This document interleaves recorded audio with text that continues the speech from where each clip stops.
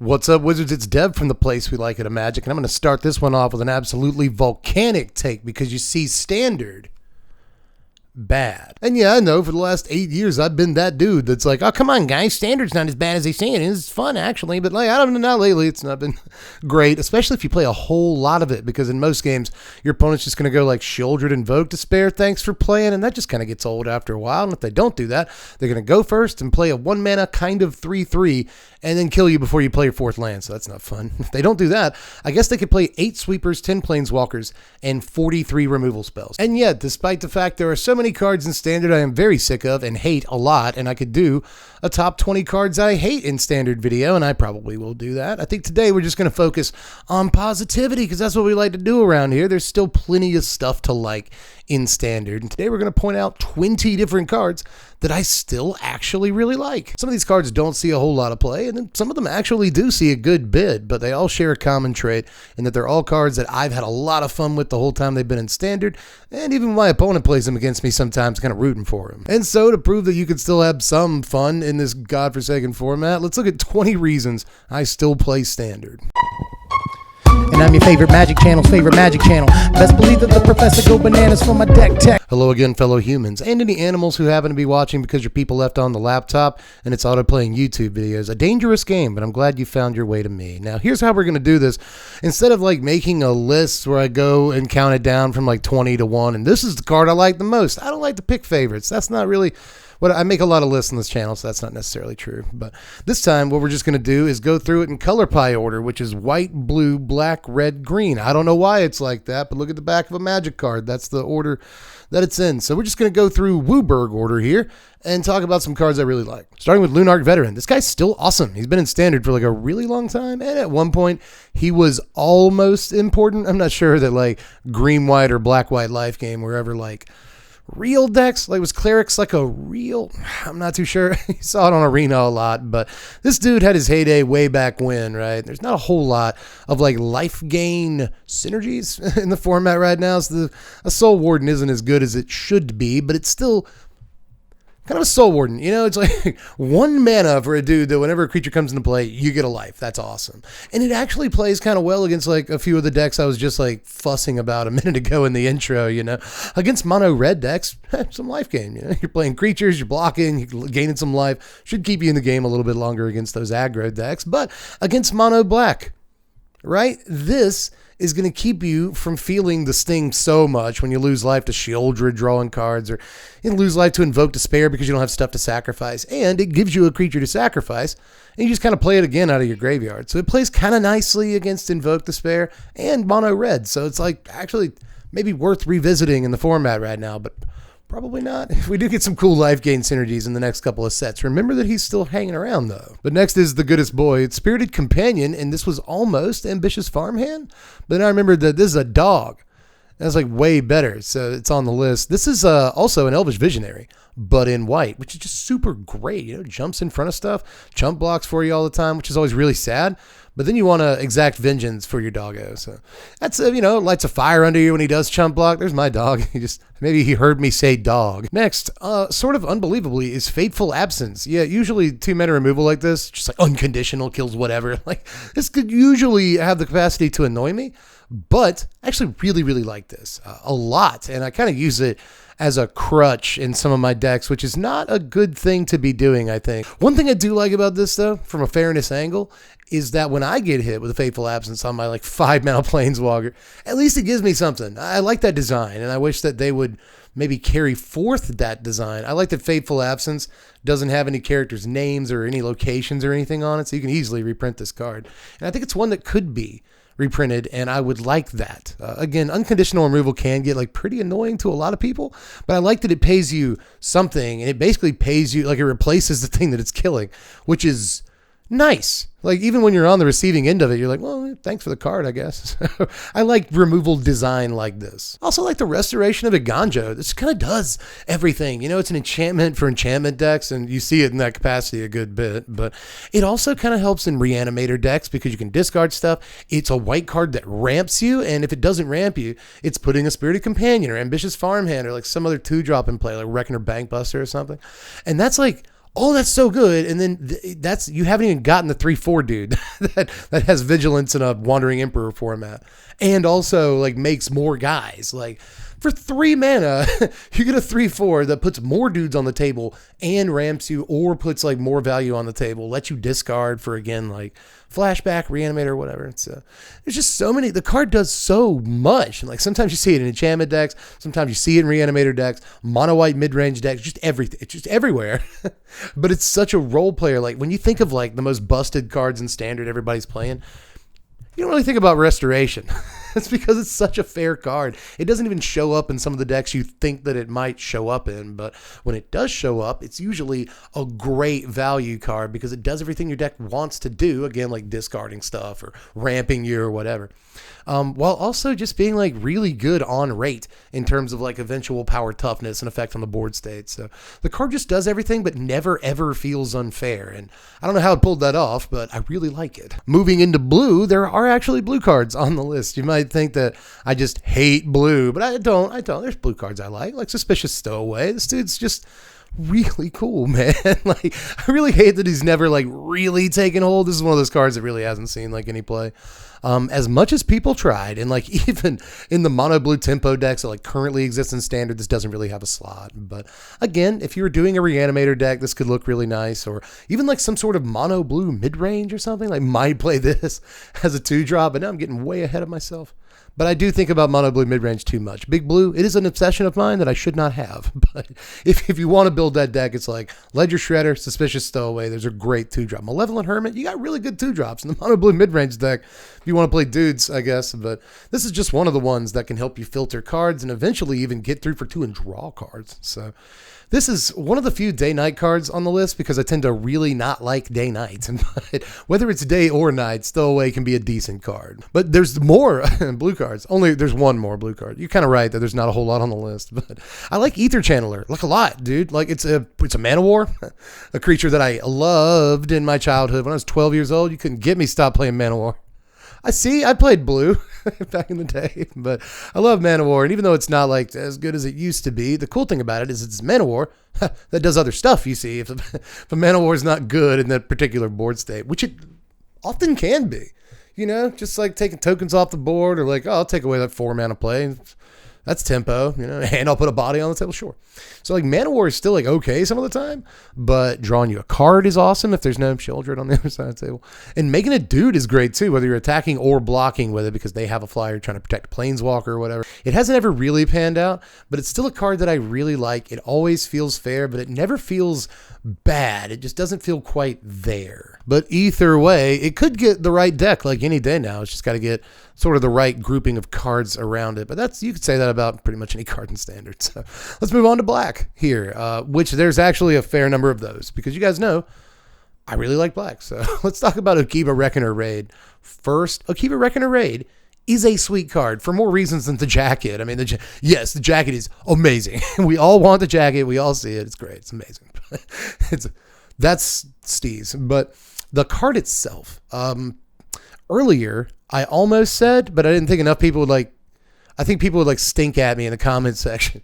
I was going to say the Kumano Faces Kagazan is kind of a 1-mana 4/4, so, sort of, because it does a damage, and then it puts a counter on something, and then it puts a 2/2 in place. That's 4 damage, at least. Depends on how many times the 2/2 gets in, or the thing you put the counter on, but I still kind of want to call it a 1-mana 4 damage or 4/4, right?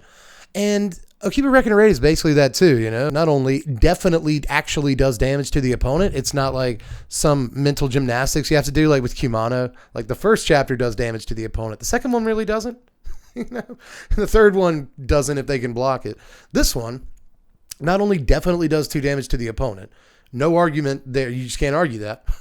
It also, the 2/2 can get through in combat easier. So, like, in some ways, this feels like an even more aggressive card than Kumano Faces Kakazan and just hasn't really seen much play at all. And that's in a format where Mono Black is a really, really good deck. And it still can't find much of a slot for this because, like, Evolved Sleeper exists. There's so many good black ones. Cult Conscripts exist. See, 0 play because Evolved Sleeper exists. And Evolved Sleeper doesn't always even end up in those mono black lists, you know? So glut of amazing one drops right now. It's probably keeping this card down, but look at that jacket. Also like Knight of Dusk's Shadow. This kind of has the same problem, actually, just in the 2-drop slot. I don't want this list to evolve into cards that I wish were good. That's not necessarily what we're doing. You know, cards that need other cards to not exist in order for them to be playable. That's what all the black cards have been so far, at least. But I am a little sad that this card doesn't see much more play than it does. But every now and again, you'll see it pop up, especially in sideboards. But outside of that sort of role-playing application, you don't see it applied very often. And that's kind of sad because the card is so cool. It looks awesome, right? It's just the whole like vibe of the card. Knight of Dust Shadow. What a cool name. Like, there's so many cool things about this card. And for us like old school, old boy Magic players, it reminds us of a much better time. So I wish the card was a little bit more playable, but the fact that there's better options does not keep me from playing it in the odd black deck just because I like it so much. Oh, by the way, speaking of Vron, and I guess LSL Core, come on, girl, let's jump on in. I mean, it's not the same card, but it's the same spirit. You know what I mean? Blood Artists in Standard. Do I have to tell you that I like these? Is this? Can we? We're getting married, right? Let's probably move past this quickly because do I actually have more things to say about LSL Core? How is that possible? Like, I'm sure that I do, and I'll do the Commander deck with LSL Core like somewhat soon here on the channel, and then I'll have a bunch to say. But for the most part, you guys know why these are here. There's also Sorin. Call back to a minute ago, and I was like, this card has Sorin on it. I like that. It's because I like Sorin. I think it's a cool planeswalker. Vampire planeswalker. Let's go a little bbit. Just those words make Sorin cool. But it's an awesome card that again kind of got kicked out a little. People were playing Sorin. You remember Mono Black last season with like Lolth and Shambling Gas and Deadly Dispute and that monstrous thing. Ridiculous deck. I feel like we should all remember that deck existed and be like, yeah, I'll keep playing against Invoke Despair. Is it a turn 3 Lolth? You know what I'm saying? But still, this not a bad planeswalker to this day. You know, if you're building a Super Friends deck or something that doesn't want Shieldred as much, you should always play Shieldred instead, you know. And I feel really bad about that for Sorin, but sometimes, every now and again, on the ladder even, on the arena, in the arena, you'll catch somebody play like 3 Shieldred, 1 Sorin. And those, I respect you. I really do. You should stop playing Mono Black. Remember when it was cool to we did Mono Black Control here on the channel 8 straight years, like every single set, and it was one of the most popular deck techs we did like every single season. Everyone loves the idea of Mono Black Control. Now that it's been a deck for a year and a half, people hate it. People can't stand it. They're done. So this isn't Shelly. It's not Invoke Despair, but Sorin is still a decent planeswalker that provides great card advantage and makes them 2-3 lifelinkers you know you love. So just give Sorin a chance, man. Play 1 Sorin in the Mono Black pals if you must play Mono Black in this format. Anyway, what's next? Oh, we're moving into red. Okay, guys. There are red cards. You might think there wouldn't be, but there's actually 3 of them. Starting with one that you actually probably play against every single day, and it's Phoenix Chick. Now, first of all, you can make Rob Snyder jokes, the hot chick and all that stuff. That's a great. Everyone's having a great time, you know. But also, it's a little chicken. That's great. It's a little baby chicken made of fires flying around, and he's just so cute. Just how can you be mad at this guy, you know? And again, he feels fair, like all the time. He can't block. That's great. It's really nice. All I have to do is put like a 2-power flyer into play, and it's fine. Or exile him in some way, which there's like plenty of ways to do. But even if you can't exile it, you can't ever deal with a Phoenix Chick. A damage a turn. I just feel like it's like almost the perfect mono red 1-drop.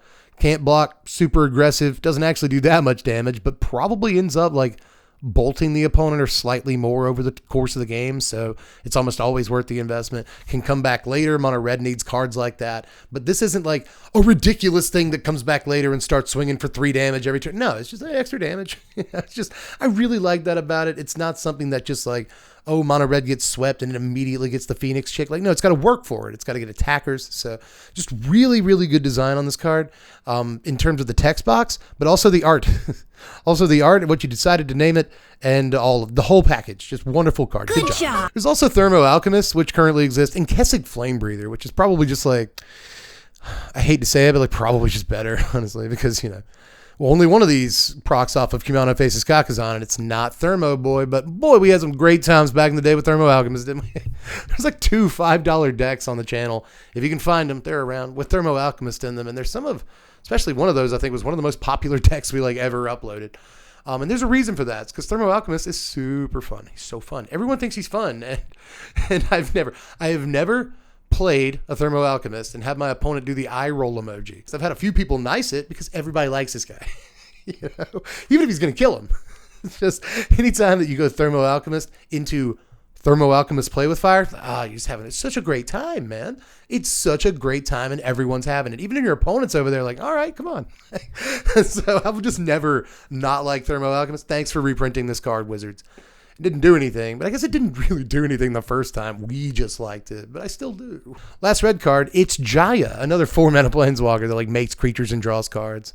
And I could really get in the weeds about which one I like better, this or Sorin, right? Because like on Sorin, the minus makes creatures, the plus makes creatures. That's probably a little bit better. But Sorin draws cards a little bit. Well, actually, I'm not sure which one draws cards better. This is actually kind of tough, to be honest. But I like both of these characters. You know, I've been hanging out with Jaya since she was hot. And like Cold Snap or whatever.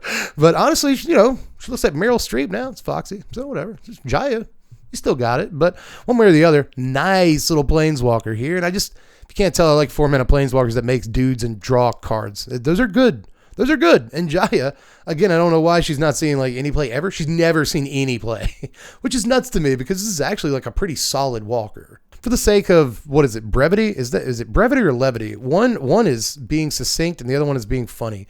So in the interest of both, sure, let's just cut all the green from the list except for Browbridge Tracker. Sure. Like, I really like this card. Me and her have had some great times together, you know. This is a 3-mana 4-power thing that also kind of draws you a card. You know, like if they can't deal with the tracker, it's replaced itself, which is great. Even if you bust the clue while she's still on the table, chances are you can get another token somehow, whether it's a creature or another clue or blood token, whatever. There's a million ways to get more tokens on the table. So like this is pretty easy to keep a 4-power thing all game. Sucks that it dies to lightning strike, but also like I kind of don't care. Shut up. I like Browbridge Tracker. I don't know if you do, but it's a card I really like. Now we got gold cards. It's time for Spirit Sisters Call, everybody. This is definitely not a reach. I won't call it a reach, but this is not a card that sees a lot of play. Every now and again, you see somebody in Arena like trying super hard to make it work, and it feels like it should. But this is just one of those cards that I want to praise again for its design above all else. The design is awesome. The card looks cool. It's Orzhov. You know, I'm into that. I'm just always into that. It has value on the table the turn it comes into play, and I'm surprised that we haven't seen anybody trying to play this alongside, you know, Atraxa, and like sack a token to get your Atraxa back, or alongside Kaya.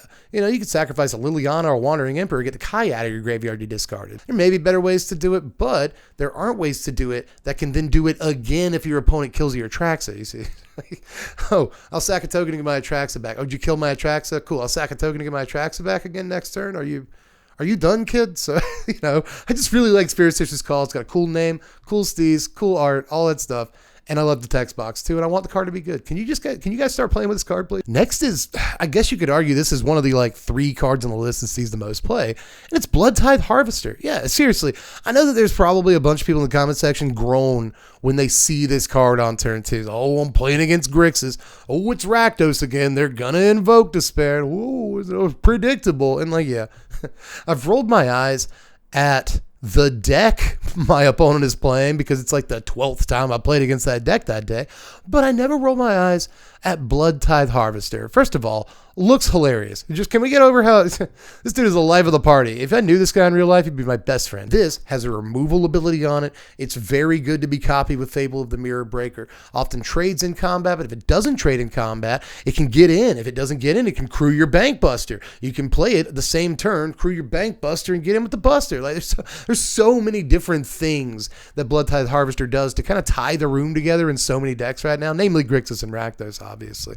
But like Mardu too, Jund, like almost every deck that plays black-red plays this 2-drop. There's a reason for that, but he's not busted. He's just like a nice little guy. All right, let's talk about a card that doesn't see any play. It's Croaking Counterpart. This card's so fun, man. This card's super fun. I won't say this card doesn't see any play because every other video, there's somebody in the comment section that's like, why don't you talk about Croaking Counterpart? There are people down there that freaking love this card, and I can see why, man. First of all, frogs. Okay, let's get that out of the way. It could be you. You could be doing it. You could be playing with this card, and you're not doing it. Maybe do yourself a favor, kid. Play with Croaking Counterpart every now and again. Make your life better. Tamiyo's here. Tammy, this is another card. Okay, you see, this is another card that I almost never have played against me. But like every few videos, there's somebody in the comments section like, you know, Tamio is a surprisingly good planeswalker. You should play. It's like, I know. I'm very aware of that. Her +1 ability, even though Shieldred's in the format, there's a couple other creatures that have like value outside of their ability to attack, obviously. So the +1 isn't amazing sometimes, but the +1 is effectively removal a lot of the times, and it lets you attack while also keeping a creature tapped down, so it protects Tamio in that way. But the real like winner here, the slammer of an ability, is that -X, y'all. Just a great card. I love the completed mechanic in terms of like, you know, oh, if I have a 5-drop, I can play it for 4 mana. If I have a 4-drop, I play it for 5 mana. That's just amazing. I love how that kind of streamlines your curve and gives you an interesting decision to make, you know. So keep doing that. I guess they did. They did exactly that. There is a single artifact on the list, and it's the Celestis, you know. Again, I hate to keep bringing this up. One of the last times I'll say it, probably not the last. There's only one entry after this in case you want to know how close we are. But this is just fair. It just always feels super fair. Even when my opponent plays it against me, I don't mind it. It doesn't feel like, oh, they're just blowing me out with an unfair Magic card. Look at you, you little red schoolhouse. I just, you know, like I'm never too mad at anybody for Celestis. It doesn't win the game on its own. It can be a great card for the whole rest of the game for you, finding what you need and keeping that life total rising. So just a great little card that honestly feels like a bit of a gamble to play because it doesn't do much the turn it comes out. But again, you untap with it and play, and suddenly it's incredible. So, but again, even with how incredible it is, it doesn't ever feel like it's too good. So just a big fan of this. I love when I play it, but again, this is one of those my opponent plays it. I'm like, Celestis. Okay, opponent. All right, we'll respect that. It's one of those. But like I said, there's one more entry on this list, and I didn't really know how to do this one because it's just dragons. Not all the dragons in Standard, but specifically these Kamigawa dragons. Man, Kamigawa was a good set, wasn't it? It was great, man. Kamigawa should be Standard legal forever. That's not a good idea. It's got Invoke Despair. What am I talking about? The best ones are the white and black ones, right? These both cost the 5 mana. And you could argue that they're just better, again, black cards like in the 5-drop slot. You could play Vraska, which is also kind of a 6-drop. But you can play, again, Gix's Command or Cruelty of Gix. I think it's Cruelty of Gix is the saga that I'm thinking of. But there's plenty of great 5-drops you could play instead of Genji. But Genji is still a 5/5 flyer that brings something else back when it dies or like hits your opponent or whatever. So that's so I just love Genji, but I can understand how there's better stuff to play than this. As far as AO, Scott Hall, Ayo. As far as AO goes, you could make the argument that perhaps you play Elspeth Resplendent or something like that in the 5-drop slot, but there's not really a whole lot of better white 5-drops if you're going to play 5-drops in your deck than a card like AO, especially if you've got stuff, you know, 4 and lower on the curve. You probably do. You know, this can hit a Wandering Emperor or Wedding Announcement or something when it dies, and that's just gravy, man. You're on a gravy train with biscuit wheels. You're on a strawberry shortcake space shuttle with whipped cream rocket blasters. I can't believe I didn't name Invoke Despair. I was like, there's better black 5-drops like Vraska. It's like Invoke Despair is a better black 5-drop. That's why no one plays Genji, but still. Don't you wish people did play Genji?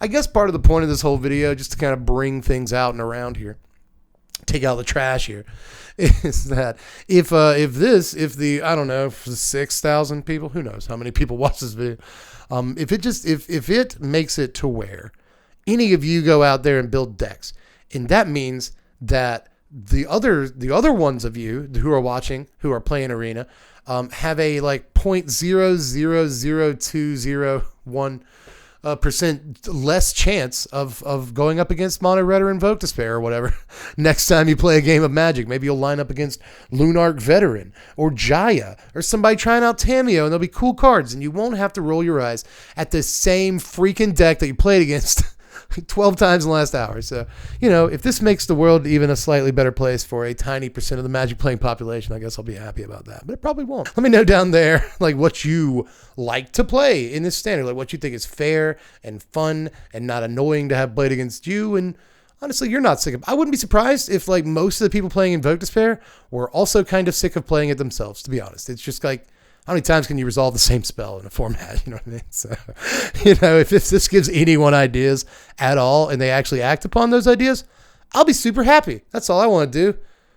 make the world better. But anyway, I guess that's all I got for this one. Just let me know how you felt about all that. Give me your takes and favorite cards in the comments section, and do all the YouTube stuff on your way out. Before you hit the lights, hit the like button. I'm trying to make that work. I'm not sure it actually works, but hit the like button on your way out. And then also subscribe if you haven't done it yet. Hit the bell for notifications. I know it's a lot of homework. You're here to watch a YouTube video. You're here to watch me just like yell about cards. But if you would do that one thing I made this whole video for you. If you subscribe, I've made over 1,000 videos for you.